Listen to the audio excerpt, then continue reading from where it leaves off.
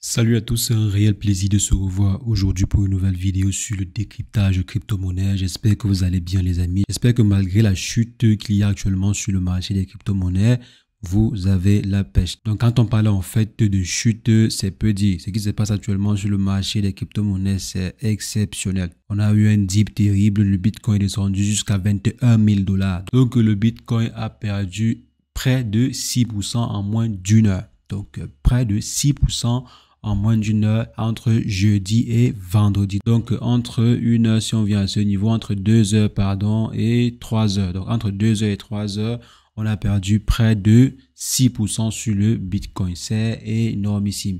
Et apparemment, il y a une nouvelle qui a fait chuter le marché. De façon générale, les nouvelles qui sont là actuellement sur le marché des crypto-monnaies ne sont pas du tout glorieuses. On verra ensemble de quelle nouvelle il s'agit et sur également pourquoi et comment est-ce que cela peut nous affecter. Donc, nous qui investissons régulièrement sur le marché des crypto-monnaies, parce qu'il faudrait savoir cela pour être prêt. Donc, pour mieux gérer vos différents investissements, surtout les investissements futurs.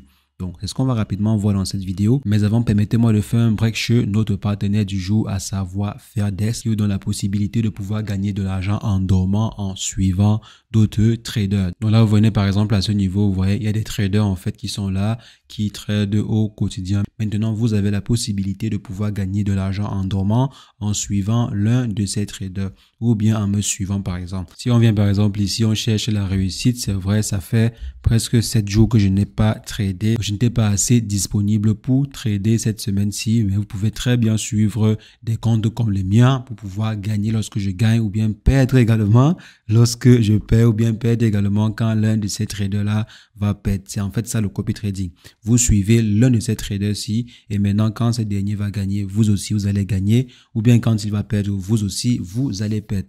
Vous avez bien sûr la possibilité de pouvoir trader vous-même parce qu'il y a en fait de très très bons outils sur la plateforme en question comme par exemple cet outil-ci que j'aime très bien qui permet en fait de gagner jusqu'à près de 93% voire 95% même à la minute.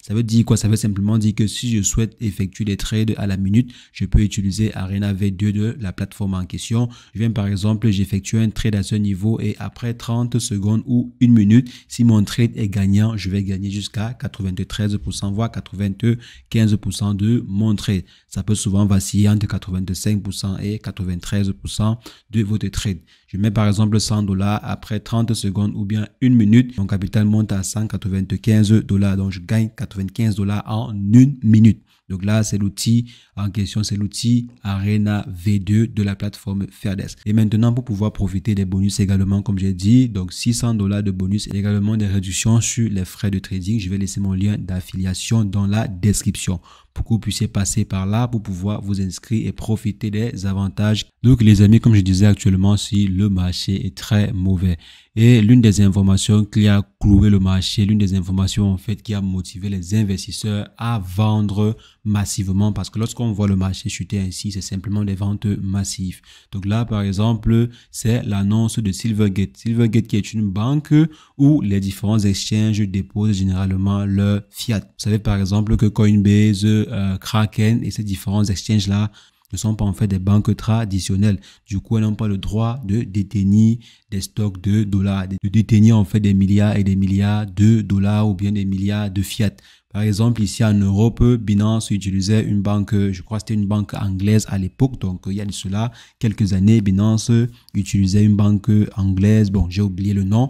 Et aux États-Unis, par exemple, il y a plusieurs exchanges en fait qui utilisaient Silvergate pour leurs capitaux, donc pour déposer en fait leurs capitaux de fiat. Maintenant, l'année dernière, la banque en question avait annoncé une perte de près de 1 milliard de dollars, comme vous voyez à ce niveau. Donc, la banque en question avait perdu pour environ 1 milliard de dollars. Ce qui en fait s'émet la méfiance dans l'esprit de leurs clients. Donc, tous les mastodontes que l'on connaît déposaient en fait leur liquidité chez la banque en question. Mais après l'annonce de la perte en question, plusieurs projets ont décidé de changer de banque pour déposer en fait leur fiat. Donc, il était question pour la banque de présenter son bilan, donc de présenter en fait le bilan et apparemment ce n'était pas assez intéressant. Donc la banque en question a annoncé qu'il se pourrait que cette dernière ait des difficultés, raison pour laquelle les investisseurs ont une fois anticipé et ont shorté le marché et ont vendu massivement. Comme on voit à ce niveau, il y a eu un effet sur le marché des crypto-monnaies et également sur le cours de l'entreprise en question qui a fait un plongeon de près de 40%. Et maintenant, ce qui n'encourage pas également les investisseurs, c'est les différentes réglementations qui sont en train d'arriver,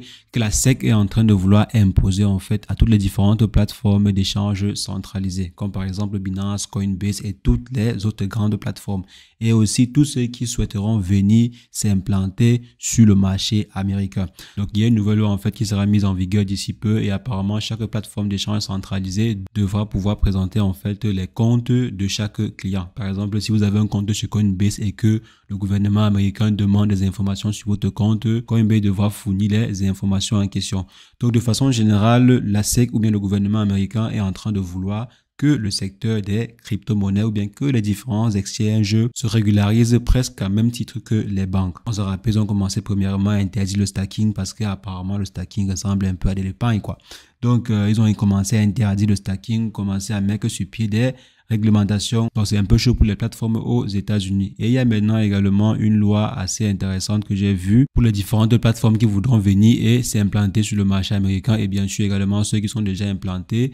C'est que la législation en fait pour pouvoir être enregistré comme plateforme d'exchange de crypto-monnaies sur le gouvernement américain, cela prend approximativement 953 jours comme vous voyez à ce niveau et près de 2 millions de dollars. Donc 2 millions de dollars juste pour des frais d'avocat. Donc 2 millions en termes de frais d'avocat, c'est énormissime. Donc non seulement il faudrait d'abord s'armer de patience parce que 953 jours, vraiment c'est énorme. Imaginez-vous, vous avez un projet qui cartonne en Europe ou bien qui cartonne, je ne sais pas, en Asie, en Afrique, mais pour pouvoir arriver sur le marché américain, il faudrait attendre 3 ans. Donc 3 ans pour pouvoir commencer à se déployer sur le marché américain. Donc je ne sais pas vraiment comment est-ce que ces derniers peuvent mettre sur pied des outils en fait qui ralentissent le marché de façon générale parce que mine de rien, le marché américain reste le marché le plus le marché le plus intéressant pour n'importe quel business. Si vous avez un business, quel qu'en soit le business, le marché américain reste le marché le plus intéressant pour les affaires. Donc, si le secteur des crypto-monnaies doit faire sans le marché américain, ou bien si maintenant les Américains commencent à mettre l'œil beaucoup comme ils sont en train de vouloir le faire actuellement, si Amérique en fait l'œil sur chaque citoyen américain qui détient des crypto-monnaies, donc on voudrait savoir un peu comme quand vous avez un compte bancaire, on voudrait savoir combien de crypto-monnaies vous avez, etc. Cela peut en fait décourager certaines personnes et d'autres en fait risquent de ne plus vraiment s'impliquer dans les crypto-monnaies et ça fait, comme je disais, un manque à gagner pour le marché des crypto-monnaies. Donc si on paie par exemple des fans et des fonds à cause d'une réglementation un peu trop stricte, ce serait un gros manque à gagner pour le marché des crypto-monnaies. Là, ce n'est pas simplement aux États-Unis parce que même les Européens sont en train de mettre sur pied des lois un peu plus strictes en ce qui concerne les crypto-monnaies. Donc d'ici peu, les mêmes restrictions qui sont en train d'être appliquées aux États-Unis seront également appliquées en Europe, je crois, avec la loi MiCA. On espérait par exemple pouvoir revoir le Bitcoin à 40 000 $, 50 000 $ d'ici cette année. Mais avec des restrictions pareilles, je pense que le Bitcoin à 40 000 $ ou bien 50 000 $, on devrait le revoir au minimum en 2025, fin 2024, voire début 2025. Si jamais les restrictions continuent et que les régulations continuent à mettre de la pression sur le marché des crypto-monnaies et que ces derniers continuent à mettre fortement la pression sur le marché des crypto-monnaies, il est possible que cela en fait fait fuir certains investisseurs. Il est possible que ça fasse fuir un bon nombre d'investisseurs. Bien sûr, ceci ne peut pas conduire à la faillite totale des crypto-monnaies. C'est impossible. Ceci ne peut pas conduire à la faillite totale des crypto-monnaies. Ça peut conduire à des chutes pareilles, ça peut conduire le Bitcoin par exemple même à 15 000 $, 16 000 $, pourquoi pas, mais ça ne peut pas en fait détruire totalement le marché des crypto-monnaies parce qu'il y aura toujours des adeptes. Sans les Coinbase et consorts, le marché des crypto-monnaies se développait déjà bien. Donc même si les différentes instances continuent de tordre le cou aux crypto-monnaies, le marché va tomber mais va toujours se relever. Et dites-moi en commentaire si vous pensez également que même si le Bitcoin descend à 8 000 $ aujourd'hui, est-ce que vous pensez que le Bitcoin pourra encore un jour atteindre les 69 000 $, pourquoi pas les 100 000 $? Donc dites-moi en commentaire les amis ce que vous pensez, je serais ravi d'échanger avec vous dans l'espace commentaire. Et sur ce, portez-vous bien, ciao ciao.